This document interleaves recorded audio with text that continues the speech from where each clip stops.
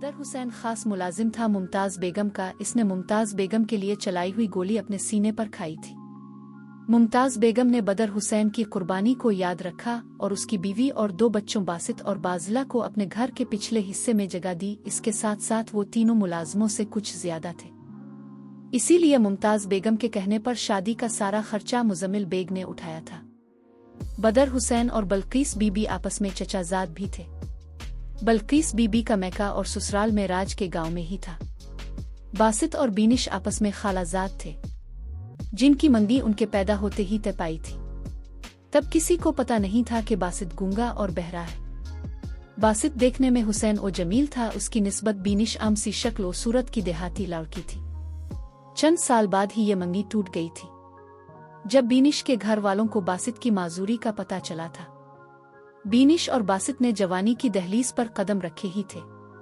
उन्हीं दिनों में राज के गांव में एक शादी के दौरान बीनिश ने बासित को देखा तो वो बासित को दिल दे बैठी। बीनिश ने अपनी मां से कहा कि वो अपने बचपन के मंगेतर ही से शादी करेगी। बीनिश की 4 छोटी बहनें भी थीं और घर के हालात भी अच्छे नहीं थे। इसके बरक्स बासित की अच्छी खासी ड्राइवर की नौकरी थी। इसकी माँ और बहन को भी मुमताज़ बेगम बहुत कुछ देती रहती थी। बल्कीस जब भी मेराज के जाती वो अपनी शाहाना जिंदगी का खूब प्रचार करती, जिसका असर ये हुआ कि बीनिश के घर वाले भी इस रिश्ते पर रजामंद हो गए। बल्कीस की सारी रिश्तेदारी मेराज के गांव में ही थी, इसलिए बारात के चंद अफराद मुजम्मिल की फैक्ट्री के मुलाजिम ही थे, जिन सबको बासित ने ही दावत दी थी। बाज़ला को वैसे ही अपने रिश्तेदारों से चढ़ थी, जिस वजह से इसने अपनी किसी सहेली को अपने भाई की शादी में दावत ही नहीं दी थी। मुजम्मिल बेग को शोर शराबा पसंद नहीं था, इसलिए इसने ज्यादा मुलाजिम नहीं रखे थे। 2 सिक्योरिटी गार्ड और घर के कामों के लिए एक मासी। मुमताज़ बेगम के सारे काम बल्कीस के जिम्मे थे और बाज़ला मुजम्मिल का ख्याल रखती थी। काम वाली मासी सुबह आती और घर के सारे काम करके शाम को वापस चली जाती। दरवाजे पर दस्तक हुई। कामिन बाज़ला और मुजम्मिल ने बिजनेस फाइल पढ़ते हुए कहा। बाज़ला कमरे में चाय लेकर दाखिल हुई। इसने चाय की ट्राली मुजम्मिल के बेड के साथ लगा दी। मुजम्मिल बेड के साथ टेक लगाए फाइल पढ़ रहा था। कंबल इसकी टांगों पर था, फाइल इसके हाथ में और नजरें फाइल पर जिमी हुई थीं। शुक्रिया बाज़ला, इसने बाज़ला को बगैर देखे ही कहा। भाई बैठ जाऊं? बाज़ला होले से बोली। हूँ, कोई काम है? मुजम्मिल उसी ताल में फिर बोला। नहीं, बस आपका शुक्रिया अदा करना था, बाज़ला ने रुक रुक कर कहा। मुजम्मिल ने इसकी तरफ देखा। शुक्रिया किन? आप मेरे कहने पर बारात के साथ चले गए। मुझे पता है आप हल्ला गल्ला पसंद नहीं करते, ज्यादा बोलते भी नहीं हैं, पर आज तो आपने कमाल ही कर दिया। आपने तो आज तकरीर ही कर दी। बाज़ला कुर्सी पर बैठे बैठे नजरें झुकाए हुए बोल रही थी। तकरीर कब? मुजम्मिल ने दिलचस्पी से पूछा। जब अपने देखें जी कहकर लड़कियों को मुखातिब किया था। फिर शमाइल को मिस कहा। बाज़ला बेवकूफ तनकीद की बजाय तारीफ से मरता है। अब तुम जाओ, आराम करो और शादी के बाद अपनी स्टडी पर तवज्जो दो। मैट्रिक पास तुम कर नहीं सकी और ख्वाब मुजम्मिल बेग के देख रही हो। सितारा अपनी सहेली शमाइल को मोबाइल पर खरी खरी साना रही थी। इसने मुझे हासुन की मलिका कहा था, शमाइल खोई हुई बोली। काने को भी काना कहो तो वो बुरा मान जाता है। इसने तुम्हें उल्लू बनाया था मलिका आलिया, सितारा ने बड़ी शाइस्तगी से सच्चाई बताई। मुझे इससे मोहब्बत हो गई है। शमाइल ने मोबाइल पर अपने दिल का हाल सुनाया। वो तो तुम्हें अक्सर ही हो जाती है, मोहब्बत तो अंधी होती है। तुम तो अंधी मत बनू, कहाँ वो और कहाँ तुम। क्या कमी है मुझ में? खूबसूरत हूँ, पढ़ी लिखी हूँ, 2 मुरब्बे ज़मीन खाली मेरे नाम है। शमाइल ने लगे हाथ अपनी सूरत, काबिलियत और हैसियत बयान कर दी। मोबाइल की दूसरी तरफ से हंसी की आवाज आ रही थी। दांत क्यों निकाल रही हो? क्या मैंने झूठ कहा है? शमाइल ने खफगी का इजहार किया। नहीं नहीं, ऐसा कब कहा मैंने? खूबसूरत तो तुम हो, आज दुल्हन से ज्यादा बनाओ सिंगार किया था तुमने। 4 दफा मैट्रिक का इम्तिहान देना समझो तो BA के बराबर ही है। जहाँ तक 2 मुरब्बों की बात है तो वो भी सच कहा तुमने, लेकिन मसला ये है, ये बाहर के पढ़े लिखे लोग सेब और गाजर का मुरब्बा नहीं खाते। फोन बंद करो, लगता है अब्बा और लाला शम्भू मुखवाल से आ गए हैं। शमाइल ने जल्दी से काल काट दी। बासित खुशी से झूमता हुआ अपने कमरे में दाखिल हुआ। इसका कमरा गुलाब के फूलों से सजा हुआ था। इसकी खुशी का कोई ठिकाना नहीं था। बीनिश दुल्हन बनी उसकी राह देख रही थी। बासित ने कमरे में दाखिल होते ही कमरे की कुंडी लगाई और आकर बीनिश के पहलू में बैठ गया। दोनों के दिलों की धड़कनें उरूज पर थी। बासित ने लरसते हाथों के साथ बीनिश की ठोड़ी उठाई। बीनिश ने सहमी मुस्कुराहट से अपनी खुशी का इजहार किया। दोनों काफी देर एक दूसरे को देखते रहे। बासित को कुछ और समझ नहीं आया तो इसने जल्दी से साथ टेबल के नीचे वाले खाने से एक ज्वेलरी बॉक्स निकाला और खोलकर बीनिश के सामने पेश कर दिया। इसमें एक लॉकेट था जिस पर इंग्लिश में बीनिश लिखा हुआ था। मुजम्मिल साहिब ने खरीद कर दिया है, बीनिश ने धीमी और सहमी आवाज में हाथ के इशारों के साथ राख राख कर पूछा। बासित को इसकी बात समझ आई गई थी। खुद खरीदा है तुम्हारे लिए, बासित ने हाथों के इशारे से बड़े फख्र से बताया था।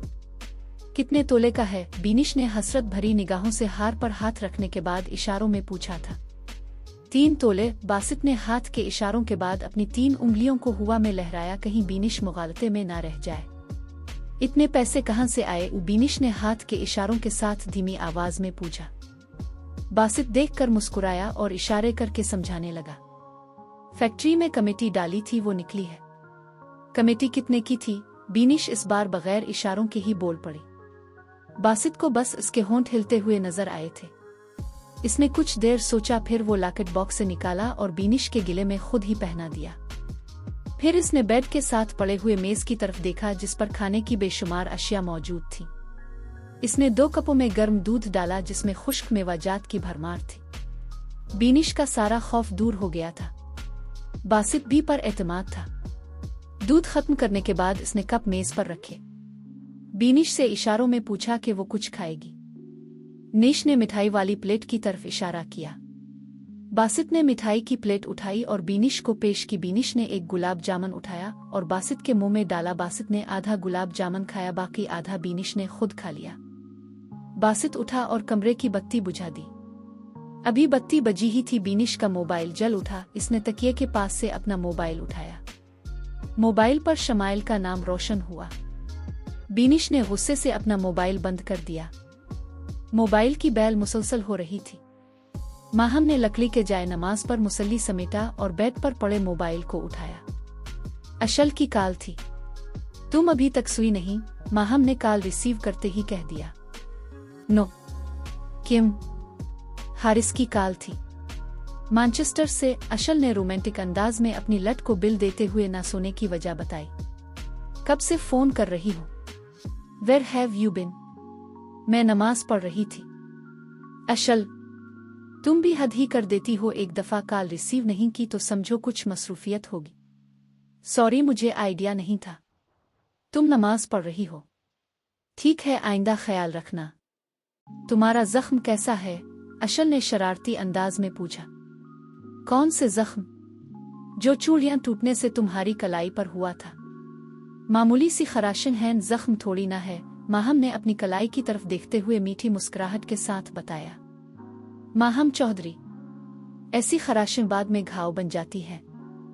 अरे जाओ जाओ, घाव बन जाती है, माहम ने बेपरवाही से जवाब दिया।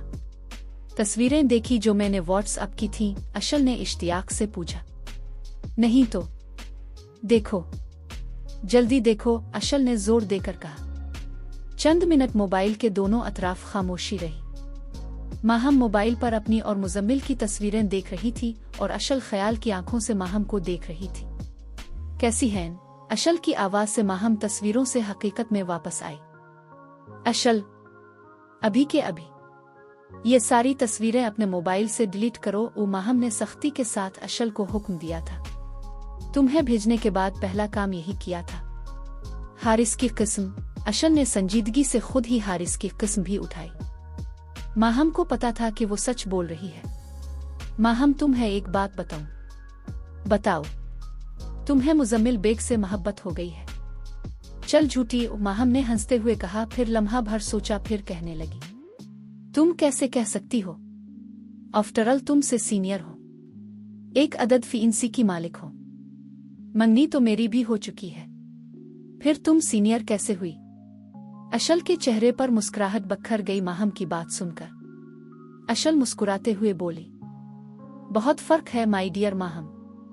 मैंने मोहब्बत का खेल खेल कर हारिस को जीता है, जबकि तुम्हारे गिले में चौधरी शमून का गोल्ड मेडल बगैर तुम्हारी मर्जी के ही डाल दिया गया है। रखती हूँ। Okay bye. अशल ने काल काट दी। चौधरी शमून। माहन ने उदासी के साथ खुद कलामी की।